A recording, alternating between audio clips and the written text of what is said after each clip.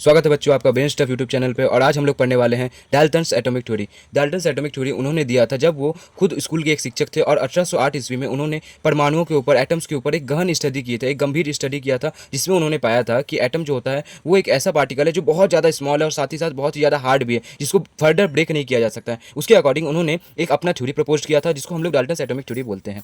Dalton's atomic theory में सबसे पहला जो उनका थ्योरी था वो था matter is made up of smallest individual particle called atom. इसका मतलब होता है कोई भी तरह का मैटर वो छोटे छोटे छोटे छोटे एटम से, इंडिविजुअल पार्टिकल से मिलकर बना होता है और उन्हें ही हम लोग एटम्स कहते हैं। Atom of same elements identical possess same size mass and shape. तो जो भी सेम तरह के एटम्स होते हैं वो एक ही तरह का दिखते हैं और साथ ही साथ उनका साइज, मास और शेप भी एक ही जैसा होता है। जैसे कार्बन का एटम कार्बन के जैसे ही दिखेगा और उसके जैसा ही उनके पास मास, शेप और साइज ही होगा।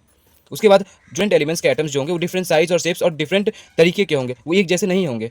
उसके बाद चौथा उनका जो लॉ था, एटम को ना ही हम लोग क्रिएट कर सकते हैं और ना ही हम लोग डिस्ट्रॉय कर सकते हैं, केवल उसको एक फॉर्म से दूसरे फॉर्म में ट्रांसफर किया जा सकता है। उसके बाद पांचवें लॉ के लिए बात करें तो उसमें उन्होंने कहा था कि जब भी हम लोग कुछ एलिमेंट्स को एक फिक्स रेशियो बाई मास में जोड़ते हैं तो हम लोग कंपाउंड का रचना करते हैं। जैसे कि हमको पता है कि अगर हमको CO2 को फॉर्म करना है तो इसका बीच का जो फिक्स रेशियो होगा वो 3:8 का होगा, यानी इसमें जो कार्बन होगा वो 3 के रेशियो में होगा और ऑक्सीजन 8 के रेशियो में होगा। Uses of Dalton's atomic theory के लिए बात किया जाए तो इनका सबसे बड़ा और सबसे पहला जो यूज़ था वो ये था कि इन्होंने ढेर सारे एटम्स को जब इकट्ठा किया तो देख पा रहे थे कि किस तरह से किसी एलिमेंट का संरचना हो रहा है, किस तरह से कोई एलिमेंट बन रहा है। उसके बाद उन्होंने ये एलिमेंट किस तरह से बना हुआ है इसको भी एक्सप्लेन कर पाए थे। यही उनका डाल्टन्स एटॉमिक थ्योरी का यूजेस था।